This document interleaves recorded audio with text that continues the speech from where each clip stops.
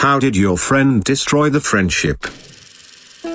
I would love to know. He just stopped talking to me one day and that was it. He stopped replying to my texts, answering my calls. I just couldn't get a hold of him. If I did anything wrong, I'd love to know so we could discuss it like rational adults. My only guess as to what happened was this.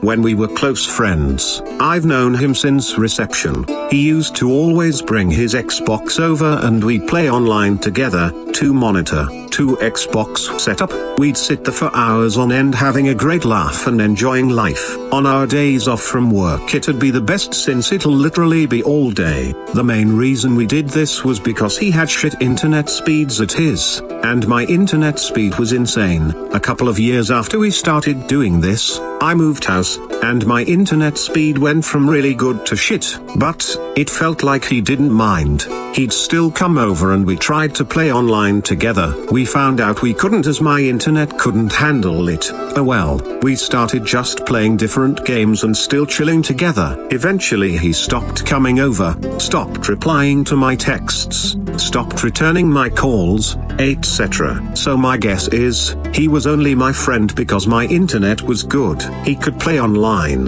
download stuff, view stuff, without problem, unlike at his house. I can't wait until the day I get my fiber internet speeds back to see if he comes back.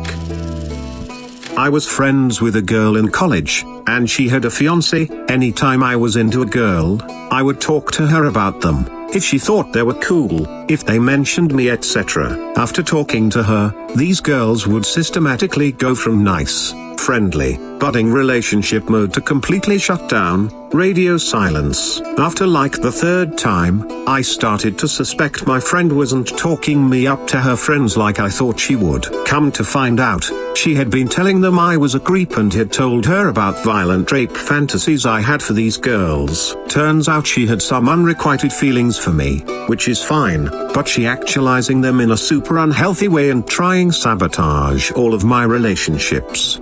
Edit. People are asking how I found out she was screwing me over. A friend of mine started dating one of the girls I had been after. A few months later, no big deal, and she told him and he told me, so it was a kinda through the grapevine, but at that point I was already starting to avoid my friend. The fucker went and died on me. Edit. I've seen 1 or 2 people asking about what happened, so let me tell the story.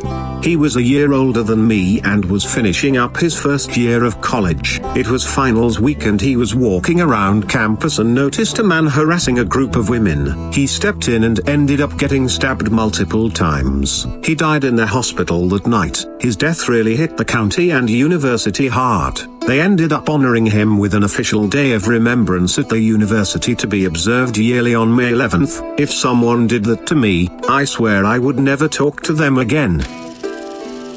He was going through a bad time with the woman he was living with, and they split up. I offered to take him on a snow sports holiday. He accepted, but he was struggling for money, so I paid for him to have a place to stay, lift passes, food, etc. Basically everything was paid for and all he had to do was get there. I get a call a few weeks before we're going and he says he can't make it. Too much work because his workers had let him down. He ran a building and home improvement business, etc. blah etc. I say okay. I go away on holiday and whilst I'm away he puts pictures of himself snowboarding in Bulgaria with his workers, the ones who apparently had let him down, saying snowboarding with my mates, another lovely day up the mountain, etc. He'd rather go with his workers than the person who met him at 12 years old, who protected him at school and beyond, who lent him money, who was his best man at his wedding, who picked up his stuff when they divorced, who knew him for over 3 decades, etc. etc. etc. etc. That was the moment I stopped caring for him and refused to speak to him since.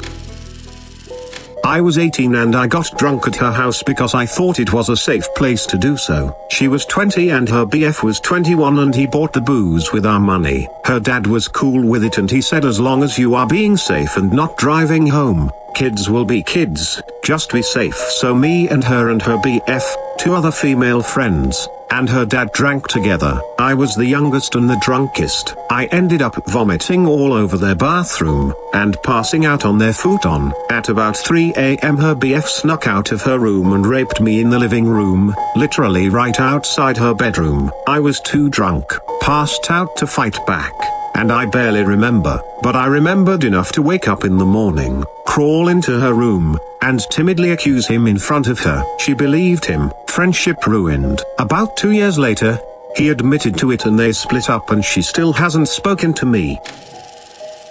When he told me he was into child pornography, this was a 23-year-old man that would lure young girls, aged 10-14, on the internet into sending him naked pictures by pretending he was a young girl and wanting to compare bodies. He told me he would then blackmail them with the pictures so they would send more, and he thinks some of them might have even killed themselves. He had over 1,000 of these pictures on his phone.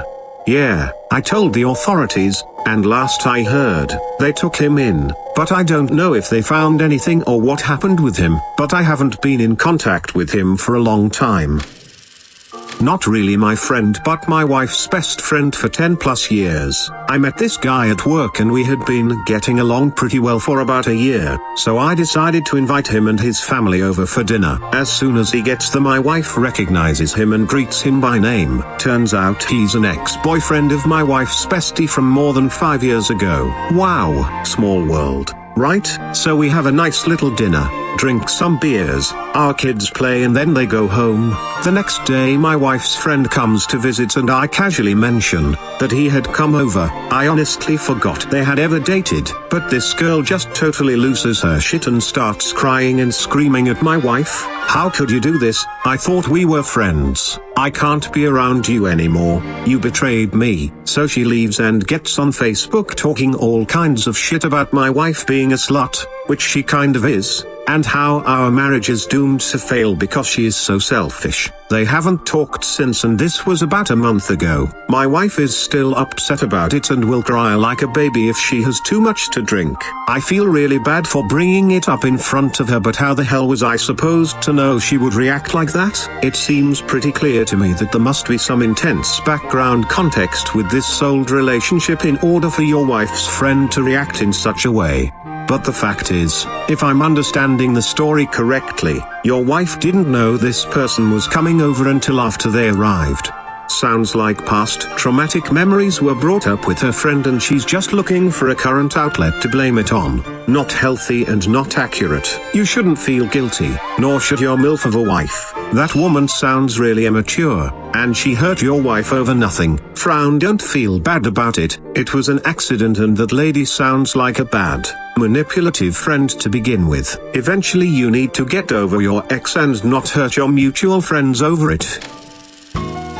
I have a friend who started doing the exact same thing, only she's more pathetic. She is a mommy and daddy's girl, never paid bills, never did her own laundry, didn't know how to mow the lawn, or vacuum or clean overall. She couldn't drive either, no license.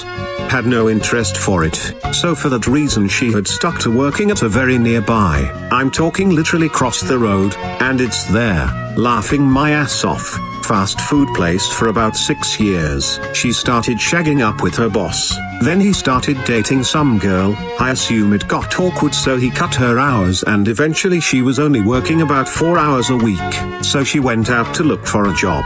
She got a job working at a call center, and since the train, bus ride to and from was absolute torture for her, it was a short 5-minute walk to the train, 6 stops, and the train would drop her off super close to her work. Laugh out loud. The first thing she did was buy a brand spanking new car. Suddenly she started changing. She went from dumb but very sweet and super fun, to an arrogant, raging, stuck-up bitch. I remember one day when we met up for lunch, she started talking crap about her best friend and how he never had money to go anywhere and that she thinks he should get a real job. He is a construction laborer, same as her dad, and grow up, and other nasty things like that.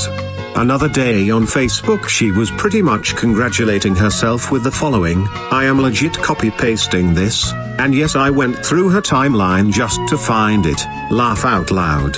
I am so happy with my life right now. Everything is exactly how it should be. I am a super successful person and my life is beautiful. Just goes to show with a lot of hard work you can do anything. Only lazy immature people won't get anywhere in their lives. I don't mean to toot my own horn, but look at me. Only working 5 months and I already have a new car. You want what I have? Go get a job and learn to grow up. I wanted to punch her through the screen when I read that.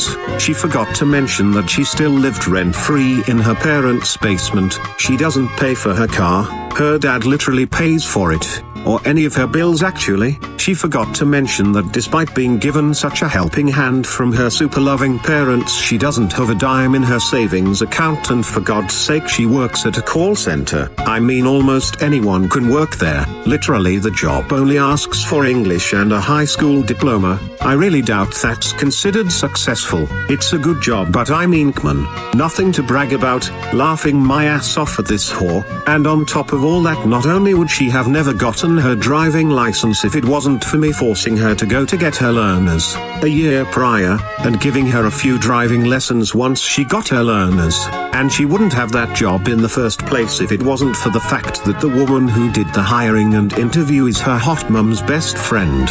Laughing my ass off. Man, oh man, I'm getting so annoyed just remembering all this. You can imagine that I slowly started to fade her out of my life. I couldn't handle her criticizing everyone we knew. She even had the nerve once to judge my car because it wasn't new. I could maybe understand supreme snobbiness, if the person is super rich and lives in some mansion and can afford a different car each month, but from someone who you know like her, it makes you want to pull your own hair out.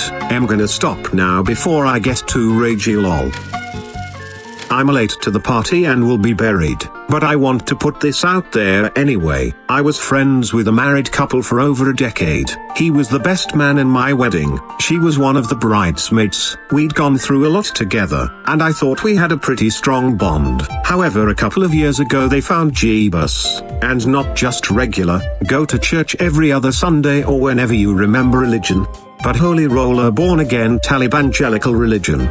By itself, that would be fine. They knew the wife and I were atheists, and as long as they kept their religion to themselves, everything was okay. Then my wife had a stroke, and then we found out it was caused by stage 4 cancer and she had days to live.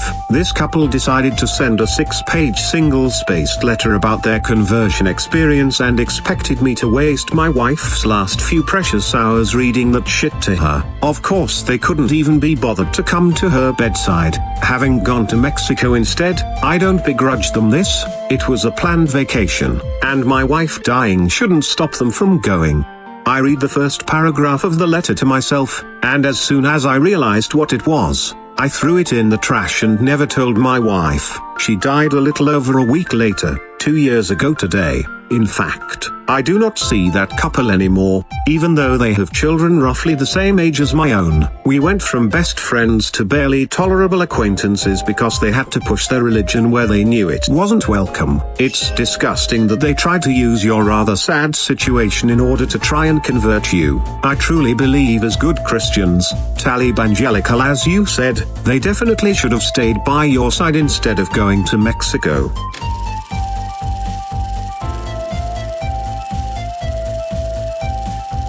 With that out of the way, don't forget to subscribe and hit the bell icon if you want more content to keep appearing in your subscription box. Thanks for watching, and until next time.